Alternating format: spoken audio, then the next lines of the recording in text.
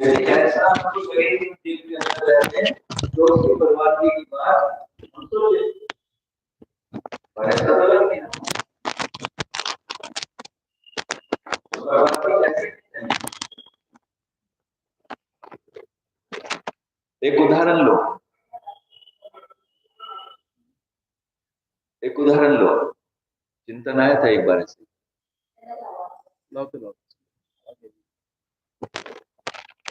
एक व्यक्ति ने अपने सेल टैक्स इनकम टैक्स के ड्यूज पेमेंट नहीं करे दुकान के। सेल टैक्स इनकम टैक्स भरा जाता है या हाउस टैक्स नहीं भरा दुकान का, तो गवर्नमेंट ने, सरकार ने, म्युनिसिपल बोर्ड ने आके क्या किया, आपकी दुकान सील कर दी। चाबी तो आप ही के पास में, दुकान की चाबी तो आप ही के पास में है ना, कीली आप खोल सकते हो, क्यों नहीं खोल सकते? सील लगी हुई है, तोड़ दो सील को। तोड़ सकते हो क्या? नहीं तोड़ सकते। कीली भी आपके पास में है, फिर भी सील लगी हुई है, इसलिए आप उसको नहीं तोड़ सकते। अब आपके पास इतनी सामर्थ्य आ गई, पैसा आ गया आपके पास कहीं से, आपने उनके सारे पेमेंट दे दिए, जो उनका ड्यूज थे सारे पेमेंट उनके भर दिए। भरने के बाद क्या करेंगे? वो क्या करेगी म्युनिसिपल बोर्ड? आपको परवानगी देगी ना कि अब आप दुकान खोल सकते हो, और परवानगी आपको मिल गई, अब घर में आके बैठ गए, सील खोलोगे नहीं खोलोगे? दुकान खोलोगे नहीं खोलोगे? फिर पक्की बात बताओ, बोलो, आप तो व्यापारी हो, दुकान खोलोगे नहीं खोलोगे? और यदि नहीं खोली तो मूर्ख कहलाओगे ना, कि परवानगी भी हमारे हाथ में है फिर भी हम अपनी दुकान नहीं खोल पाए। इसी तरह से भव्यात्माओं, जब आप एक इंद्री से लेकर 2 इंद्री, 3 इंद्री, 4 इंद्री और असंगी पर्याय तक में थे, तब तो दुकान में सील लगी हुई थी, आपके पास परवानगी नहीं थी दुकान खोलने की। कीली तो थी आपके पास अपने आत्मा में शक्ति तो थी, पर परवानगी नहीं थी, सील लगी हुई थी। और आज आप पंचेंद्रिय बन गए हो, आपने सारे पेमेंट भी कर दिए, मनुष्य पर्याय भी मिल गई, जिनागम भी मिल गया, और अब भी यदि आप अपनी दुकान नहीं खोलो तो, यानी अब आपके पास सब कुछ है, परवानगी है कि आप संयम धारण करके मोक्ष प्राप्त कर सकते हो, और अभी भी आप दुकान नहीं खोलो तो, यदि अभी भी अपना कल्याण नहीं करोगे तो क्या कहलाओगे? आप ही बताओ, क्या सज्जन व्यक्ति? तो आचार्य कह रहे हैं, आज तेरे अंदर इतनी सामर्थ्य है, सब पेमेंट कर सकता है, सब कर्मों का नाश कर सकता है जितना तूने कमाया था। आज तो सब कुछ करने की सामर्थ्य तेरे अंदर है, ऐसे प्लेटफॉर्म पे है, ऐसा पर्याय मिली है तुझे, परंतु फिर भी तू अभी मूर्ख बना हुआ है। पढ़ते हैं 60 नंबर की श्लोक।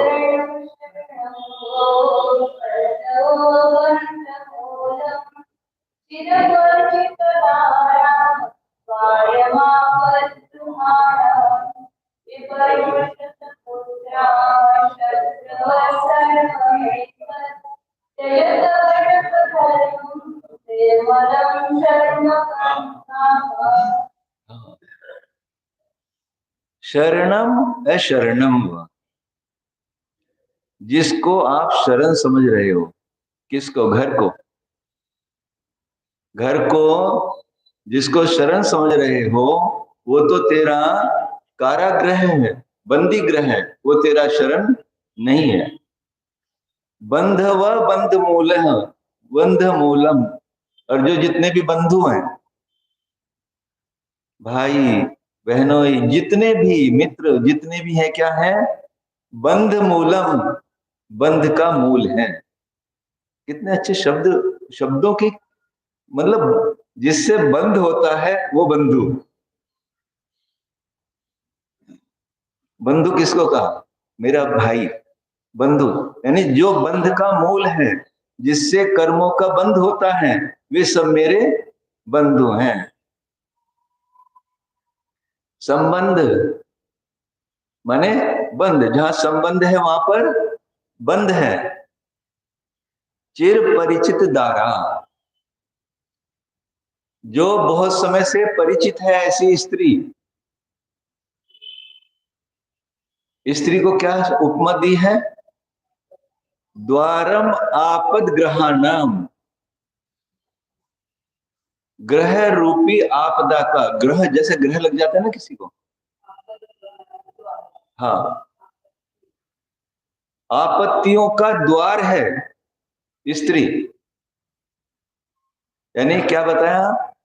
जो कोई शरण जिसको मान रहे हैं वो शरण नहीं है। पति की शरण है क्या? है? पति के अंदर भी हो ना, पति शरण है। पति शरण नहीं करेगा तो कौन मेरी शरण है?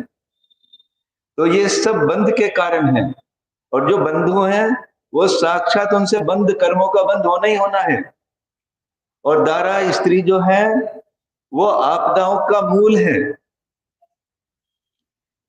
उल्टा भी ले लो, स्त्री को ही आपदा रहा, पुरुष को भी कहो कि वो भी यदि जिससे संबंध किया, हे जीव, हे आत्मन, ये भी मेरी आपदाओं का मूल है। विपरिमृशत पुत्रा, पुत्रा, और पुत्र कैसे हैं? राग द्वेष रूपी पुत्र हैं। और ये शत्रु हैं। ये शत्रु, ये पुत्र कैसे हैं? ये सब शत्रु हैं। सर्वम एतत्, ये जितने भी बताए आपको, दुश्मन है भैया। हंस रहे हो मेरी बात पे? देखो महाराज जी, ये तो मेरे बहुत अच्छे हैं, पत्नी बहुत अच्छी है, बेटा भी बहुत अच्छा है, थोड़ी सी उद्दंड करता है पर बहुत अच्छा। अरे भैया, जो तुम्हें मोक्ष मार्ग पे चलने के लिए, बढ़ने के लिए अर्गला के समान है, वो तुम्हारा हितैषी कैसे हो सकता है? यदि आज आप प्रतिमाधारी भी बनना चाहो, कैसे प्रतिमा ले रही है, कैसे व्रत धारण कर रही है? ये बीच में आते हैं सब। पति करेगा, पति मोक्ष मार्ग पे आता है तो पत्नी उसकी साकल बनती है। अब पत्नी बढ़ना चाहे, क्यों शादी की थी? यही करना था तो करती, क्यों शादी की मेरे से? क्यों आरिका बन रही है? ये सारे पूर्व जन्म के शत्रु इकट्ठे हुए हैं।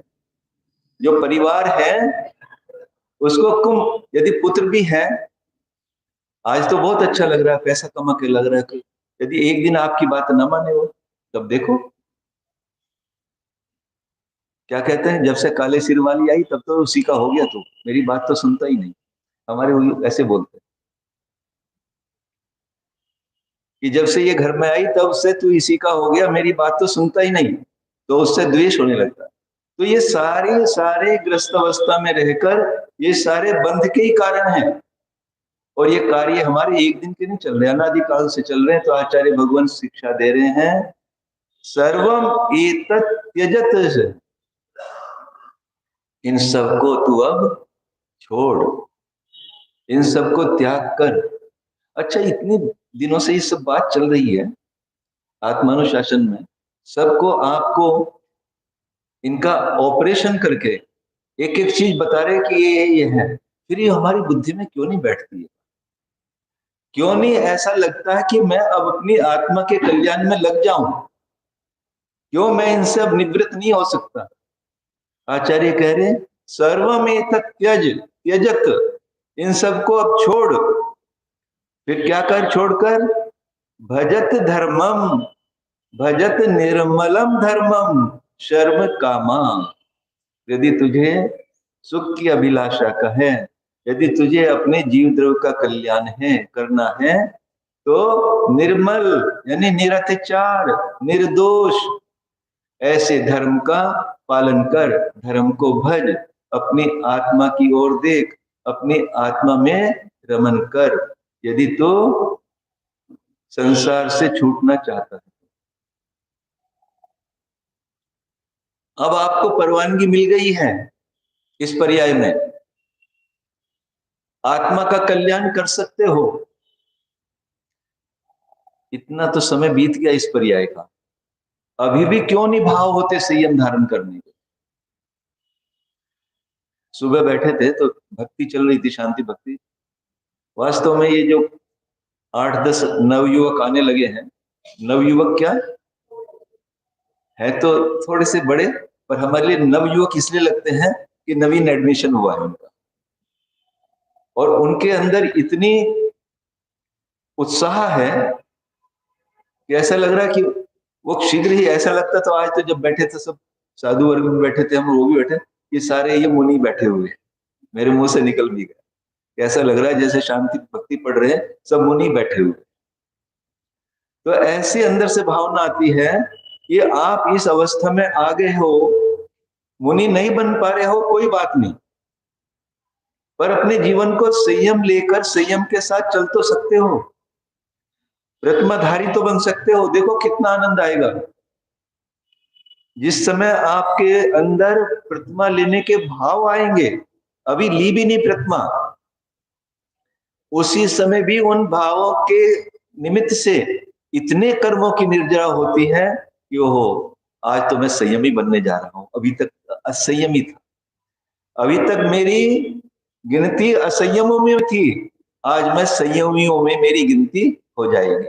और कल बताया था माता जी ने कि चौथे गुणस्थान से, मान लीजिए सम्यक दर्शन है तो चौथे गुणस्थान से एक प्रतिमा लेने के बाद ही आपका 5वां गुणस्थान, देश संयमी, वीरता विरत, देश विरत, ऐसे एक अलग श्रेणी में, एक प्रीमियर क्लास में मैं आ जाऊंगा, मेरी श्रेणी बदल जाएगी। तो हमारे ऐसे भाव क्यों नहीं हो रहे?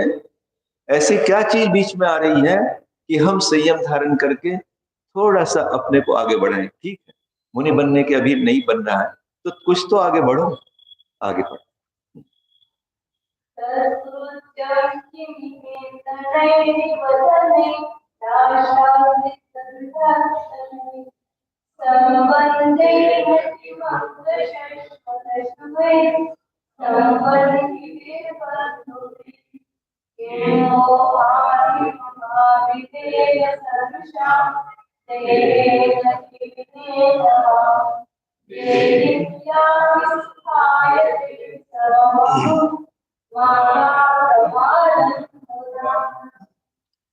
आचार्य भगवान एक एक श्लोक के अंदर कितना समझा रहे हैं।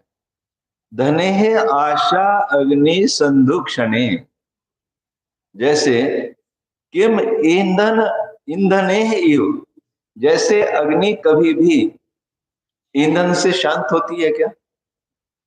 जितना अग्नि में ईंधन डालोगे तो वो प्रज्वलित होगी। इसी प्रकार धन ही, धन के द्वारा, धन से आशा रूपी अग्नि संदुक्षणे, जैसे जैसे धन बढ़ता है, और धन में तो 2 विशेषता है, बढ़ता है तो आशा अग्नि प्रज्वलित होती है, और आ जाए और आ जाए, और नहीं होता, नहीं होने पे भी आशा रूपी अग्नि प्रज्वलित रहती है।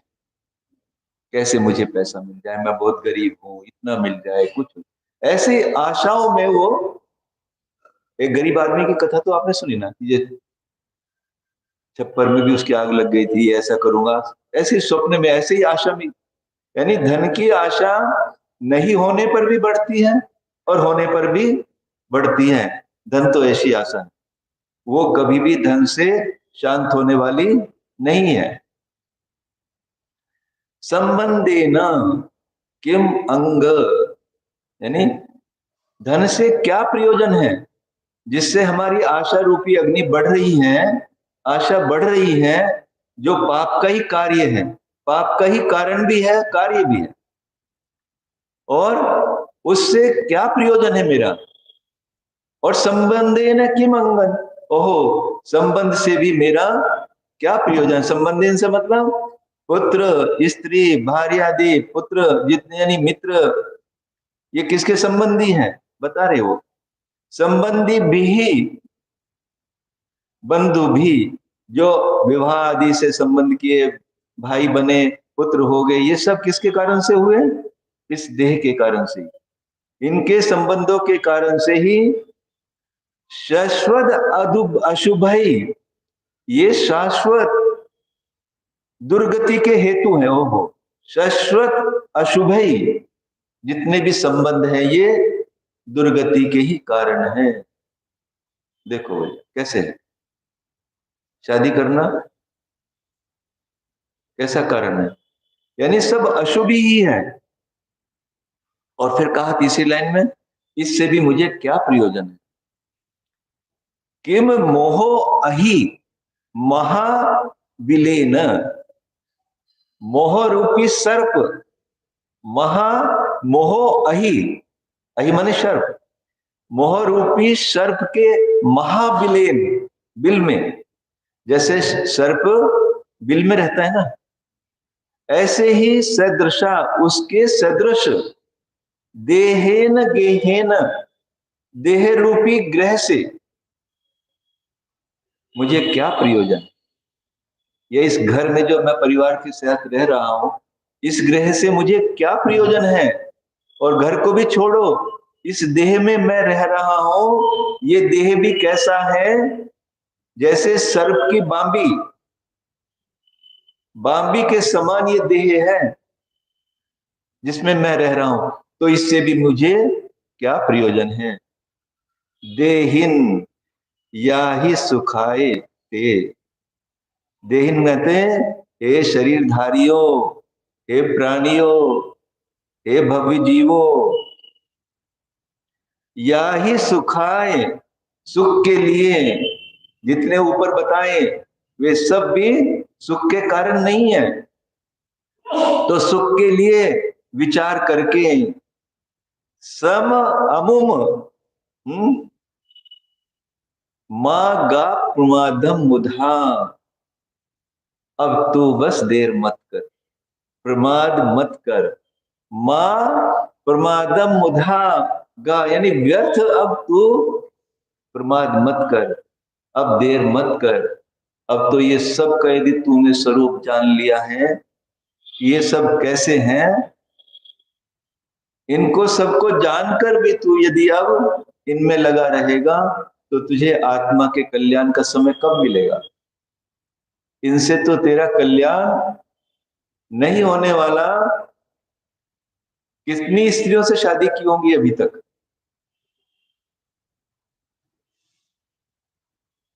कितने से की होगी अंदाजा कुछ? 100-200 से? अनंत स्त्रियों का पति बन के आया है। आप भी भले अभी स्त्री पर्याय है, पर इस पर्याय को पर्याय रूप में ना देखो, जीव द्रव्य रूप से देखो, आंख बंद करके। हे जीव, तूने अब तक कितने पति बनाए हैं, कितने पत्नियां बनाई हैं तूने अब तक? उन भोगों से तेरा अभी मन नहीं भरा। कितने ग्रहों में रहा है, कितने घरों में रहे होंगे अभी आप? तीनों लोक में कोई एक स्थान नहीं छोड़ा आपने जहां तू नहीं रहा। पीछे बताया था सिद्धालय में भी रह के आया है, रहे होंगे सिद्धालय में कभी हम, तो फिर वापस क्यों आए? शरीर सहित गए थे, एक इंद्रिय बने थे, तो वापस लौट के आना पड़ा। यानी कहां अब तेरे रहने का और कौन सा घर चाहिए? कोई घर तूने नहीं छोड़ा, पर कहीं भी आश्रय तुझे नहीं मिला जहां तेरा कल्याण हो सकता हो। कितना धन कमाया होगा, कितना धन मिला होगा, ये तो एक तृण क्या, एक अणुमात्र भी नहीं जो अभी आपके पास है। जब देव पर्याय में थे, कितना वैभव, 8 रिद्धियों का धारी देव था तू। इतनी इतनी इतनी रिद्धियां थी, किसी तरह से कहीं भी जा सकता था, तीनों कहीं भी कुछ कर सकता, पर वहां से भी तेरी तृप्ति नहीं हुई। आज इस चौराहे पे खड़ा हुआ है तो अपनी आत्मा का कल्याण कर सकता है, ये समझ के कि जितना भी अभी यदि ये बुद्धि हुई कि जो कुछ भी मिला हुआ है, जितने भी है चेतन द्रव, स्त्री पुत्र आदि मिले हुए, ये पूर्व जन्म के शत्रु हैं, पर ऐसे भाषित नहीं होते ना। भाषित होते हैं क्या ये शत्रु? महाराज जी कैसी उल्टी बात कह रहे हो। ये सब हमारे कल्याण के मार्ग में ये दीवार बन के खड़े हुए हैं। ये मोह, अभी रोशन साहब जी में जो चर्चा चल रही है, इस मोह ने हमारे ऊपर ऐसी पट्टी बांध रखी है कि हमें वास्तविकता का ये भान नहीं होने देता। मोह ने इस जीव को आच्छादित किया हुआ, अवच्छिन्न वस्तु स्वरूप का ज्ञान ही नहीं होने दे रहा वो। जैसे आप व्यापारी हो, कहीं आपको कपड़े की दुकान पर, होलसेल की दुकान पे जाना है जहां अच्छा माल मिलता हो, तो बीच में एक ब्रोकर रहते, दलाल मार्केट के अंदर, वो आपको ले जाएंगे कि वहां अच्छा मिलता है। इसी तरह से ये मोह रूपी दलाल हमारे हमारे जो सही दुकान है हमारी, उस पर न ले जाकर अन्य स्त्री पुत्र आदि में ले जाता है कि वहां देखो ये है अच्छी दुकान, ऐसा हमको वो दिखा रहा है। और हम उस क्षणिक सुख में अंधे बने हुए हैं। भैया वो हमारा स्थान नहीं है, वो हमारी सच्ची दुकान नहीं है। इस मोह रूपी एजेंट को, दलाल को बीच में से निकालो तो मुझे अपने आत्म वैभव का पता लगेगा कि मेरा स्थान तो ये है। परंतु उसने तीनों लोकों के जीवों के ऊपर ऐसा राज कर रखा है, ऐसी आंखों पे पट्टी बांध रखी है, कितना ही ये गुरु, कितनी जिनवानी माँ आपको बताए बेटा तेरा ये जगह नहीं है रहने की, ये जो दिखाई दे रहा है बाहर ये सब बाह्य है, ये सब तेरी वस्तु नहीं है। पर नहीं, हम तो बार बार उसी की ओर जाते। इस जीव ने कभी अपने कल्याण के बारे में नहीं सोचा। आज आचार्य भगवान फिर बता रहे हैं कि तो इनसे हट, मार्ग पे पहला कदम तो रख, देख वहां पर कितनी सुख शांति है, वहां पर आ, तभी तेरा कल्याण हो पाएगा। बाह्य द्रव्यों में लगा रहेगा तो जैसे अनादिकाल से अब तक बीता है काल, आगे भी ये काल बीतता जाएगा, कभी भी तू अपना कल्याण नहीं कर पाएगा। इसी दलदल में फंसा रहेगा, इसी कीचड़ में फंसा रहेगा, कभी यहां से निकल नहीं पाएगा। तो हे भव्यात्माओ, अपने आत्म स्वरूप को जानकर इन्हीं परिस्थितियों में संयम के मार्ग पे आके बढ़ो। देखो कितनी शांति यहाँ पर है, कितना आनंद यहाँ पर है, कितना सुख यहाँ पर है। एक बार यदि पैर बढ़ाया आपने तो इतनी विशुद्धि किसके बल पर? कर्मों की निर्जरा होती चली जाएगी, परिणाम शांत होते चले जाएंगे, कषाय शांत होती चली जाएंगी, और एक दिन आएगा कि आप निज पद को प्राप्त कर लोगे। बोलिए आचार्य गुरुदेव सुंदर सागर जी महाराज की।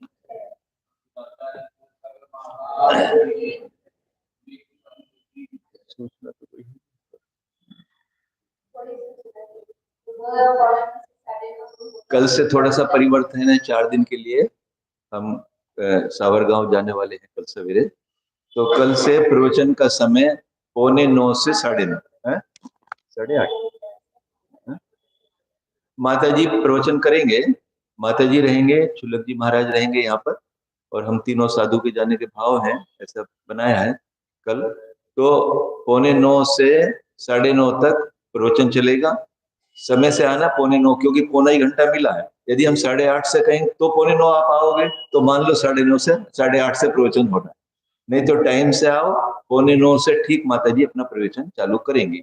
दिन में 3:15 3:30 बजे से द्रव संग्रह की क्लास, 3:15 से 4:15 द्रव संग्रह की क्लास यथावत चलेगी।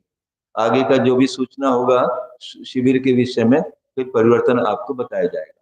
और शिविर के लिए एंट्री बहुत आ गई है, जो बचे हुए हैं वो शीघ्रता से कहीं ऐसा ना हो सोलापुर वाले रह जाए। मेरे ख्याल 100 से भी ज्यादा ऊपर एंट्री आ गई है।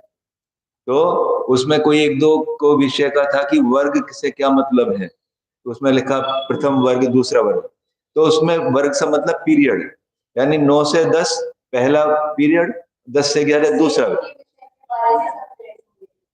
एक व्यक्ति को एक विषय में बैठना है और एक विषय में पीरियड। हाँ, जैसे मॉर्निंग का पीरियड फर्स्ट सेकंड, पहला वर्ग दूसरा वर्ग, इवनिंग का पहला पीरियड दूसरा पीरियड, ऐसे वर्ग हैं। वर्ग कोई और अलग चीज नहीं है, वो पहली क्लास दूसरी क्लास, पहली क्लास दूसरी क्लास, एक ही विषय की। तो चारों विषय की इस तरह से अलग अलग 4 क्लास, और 4 ही उनके जो पढ़ाने वाले होंगे, 4 वो अलग अलग होंगे। एक साथ 4 क्लास चलेगी और वो आप जो बैठे हैं वो एक क्लास वही उसी जगह और उसी विषय पर चलेगा। हाँ, ये नहीं आज यहाँ बैठे कल वहां बैठे, एक विषय की पूर्णता वही करेंगे, एक विषय को 5 दिन में करेंगे। तो ऐसे करना है, और आगे की जैसे भी सूचना होगी आपको देंगे। यहीं पर करते हैं। जावानी के ज्ञान से सूझे लोकालो, सोवाणी मस्तक नमो सदा दे होंदो, देव भजो अरहंत नित गुरु सेवो निर्ग्रंथ, दया धर्म पालो सदा यही मो। अर्थ पौराणिक स्वाध्याय निष्ठापन क्रियायाम पूर्वाचार्य प्रवीण सकल कर्म क्षार्थम भाव पूजा वंदना समेतम श्री श्रुत भक्ति का सरगम करो हम।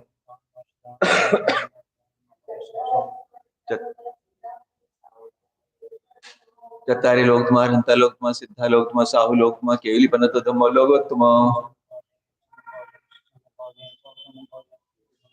अड्डाई दीप दो समुद्र सुपर्णरस्कम भूमि सुजावर हंताना भयंताना आद्यरम तित्यरम जयाजिनोत्वाना केवलियानम सिद्धानम बुद्धानम परियोद्धानम तडानम पारज्ञानम धम्मारियंतम देशियानम दानायगानम धवर्चापशकुटिनम देवाहि देवानम नानानम दंसनानम चरित्रानम सदा करीमि क्रियम करीम मंत्र सावजोगम पच्चकामी जावत जीवंति इन मनसावसा काइन न करीमि न कार्यमि न करंतम पिसुनामि तस्वंते इचारम पडिगामि निंदामि गरामि अपनम जावर हंतानम भयंतानम पज्जुवासम करीमि ताव कालम पावकम दुच्चर्यम वत्सरामि।